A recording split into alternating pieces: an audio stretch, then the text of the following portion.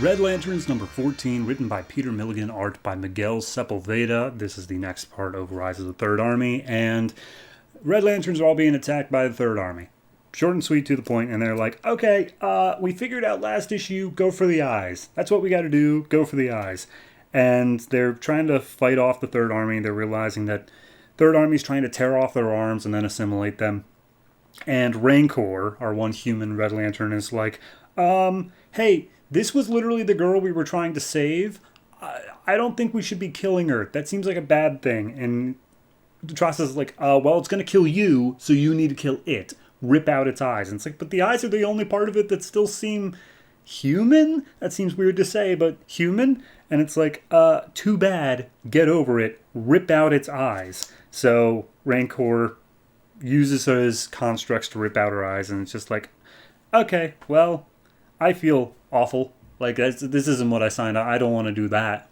I was enraged against people who were like, actually bad to me, not just this vague badness. And immediately tries to come over as he's holding her eyes and just like, get over it, and squishes the eyes in his hand and says, all right, let's take one of these and we're going to bring it back to our planet and we're going to do some tests. And the one Red Lantern who was killed had her arm rip off. The ring starts flying off to find a new host, but it doesn't even have energy to like get off the planet. So it's like, all right, well, our power is still pretty low because of the events of the previous arc. So we'll do what we can here. So they bring the body back to Yzmalt and they put it into the blood ocean. And Atrocitus is like, all right, show me what we're working with, Blood Ocean. And it pulls up like a little computer screen that he says magic, but like it's just a computer screen. And he's like, all right, running some tests on this. It's really going after organic material. It doesn't really care about inorganic material. And then I'm just going to ignore everything else the screen is saying. And, oh, hey, their skin is blue. You know who else's skin is blue? The Guardians. I'm willing to bet this is the Guardians' fault. And Atrocitus freaks out because, like, all right, here's what we're going to do. The rest of my Red Lanterns, you're all going to do like normal Red Lantern-y stuff. You're going to go after crimes of passion, crimes of rage, and, the normal things we said we've been doing. Meanwhile, we're going to go take on the Guardians. And at that point, the body of the Third Army member comes back to life in the Blood Ocean. It is severely mutated and malformed.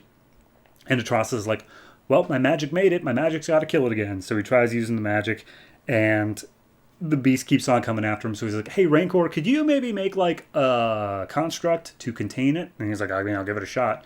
So he makes a big like diamond net construct that keeps it in place as Atrocitus blows it to smithereens again. And he's like, cool. So in order to take out the Third Army, that we still don't know is called the Third Army, but it's a synthetic army, we need our own synthetic army, something that they won't be able to transform. So I'm going to go back to my home world, says Atrocitus, where the Manhunters came and attacked. And we're going to go reactivate the Manhunters in the name of us.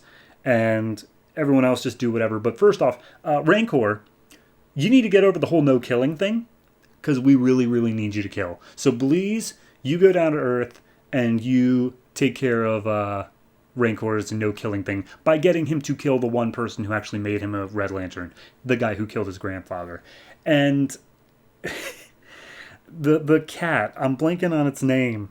Oh, God, Dexter. That's it. Dexter hears that they're going to Earth, and he remembers their adventures against Midnighter and Stormwatch when Midnighter punched him in the face. So he's going to tag along, too, just to kick Midnighter's ass. So they start flying to Earth. Police is like, yeah, no, you're going to feel great after you kill the guy who killed your grandfather. And he's like, that still doesn't sound right. I still don't think I want to do that. And she's like, you see how you feel in the moment, big guy.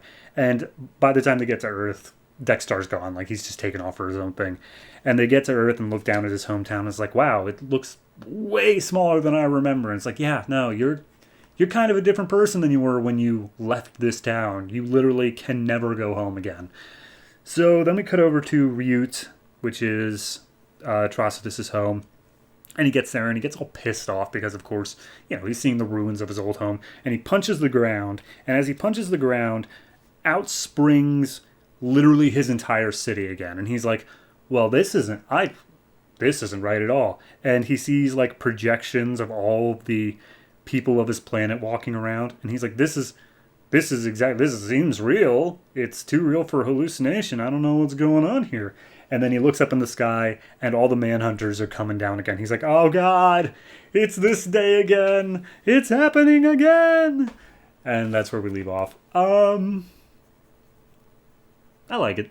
Yeah. I mean, it seems like it's straying from the Third Army bit, like a little. I know that these are things that probably have to get done for the sake of the plot, but it does seem to be like Red Lanterns was the only one that I felt like was actually very proactive in its like, okay, here's how we beat them, here's how we attack them, and they're discovering like how this stuff works.